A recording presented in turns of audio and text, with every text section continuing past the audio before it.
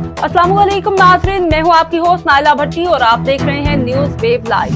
शामिल करते हैं आज की अहम खबर। जाने वाली मुसाफिर बस से 7 मुसाफिरों को उतारकर शनाख्ती कार्ड देकर चुन चुन कर कत्ल कर दिया गया।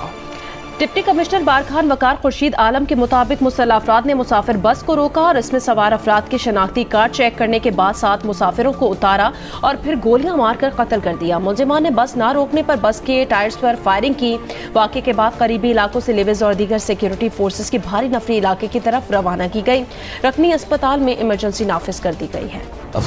पाकिस्तानियों के लिए खुशी की खबर, अब पाकिस्तान से दूसरे ममालिक में सफर करने के लिए अब ना किसी वीजा की जरूरत ना किसी फॉर्मेलिटी की। बस पासपोर्ट थामें, जहाज का टिकट बुक करें और दूसरे ममालिक का सफर करें। 2025 की पाकिस्तानी पासपोर्ट पर फ्री वीजा कयाम की सहूलियात की तफसीलात सामने आ गयी। हैंडले एंड पार्टनर्स की जनवरी से जून 2025 के लिए दुनिया भर के ममालिक के पासपोर्ट की ताकत के हवाले से जारी की गई फहरिस्त के मुताबिक पाकिस्तानी पासपोर्ट को 33 ममालिक में वीजा फ्री रसाई हासिल है, मगर फहरिस्त में वीजा फ्री रसाई को 3 कैटेगरीज में तकसीम किया गया।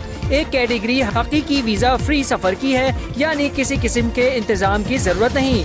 दूसरी वीजा ऑन अराइवल यानी उस मुल्क में पहुंचकर वीजा लेने की है, जबकि तीसरी इलेक्ट्रॉनिक ट्रैवल अथॉरिटी ETA पर मुश्तमिल है। तो 12 ममालिक ऐसे हैं जहां पाकिस्तानी शहरियों को अपने पासपोर्ट पर जाने के लिए वीजा लेने की जरूरत नहीं।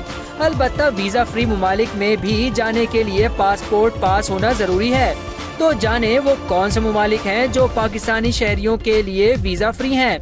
भारत में 1 अरब लोगों के पास अशियाए ज़रूरिया खरीदने के पैसे नहीं हैं। भारतीय मीडिया की रिपोर्ट के मुताबिक भारत की 1.4 अरब आबादी में से 1 अरब लोगों के पास इंतहाई बुनियादी ज़रूरियात के अलावा दूसरी अशिया खरीदने के पैसे नहीं हैं। हालिया सालों में मुआशी तरक्की गैर मुसावी और गैर मुतवाज़न रही है।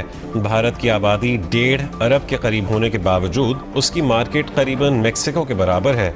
रिपोर्ट के मुताबिक इस गैर मुतवाज़न तरक्की की वजह से मुतवस्सित और निचले तबके को मसनूआत और खिदमात फराहम करने वाली कारोबारी कंपनियों को भी मंदी का सामना रहा है।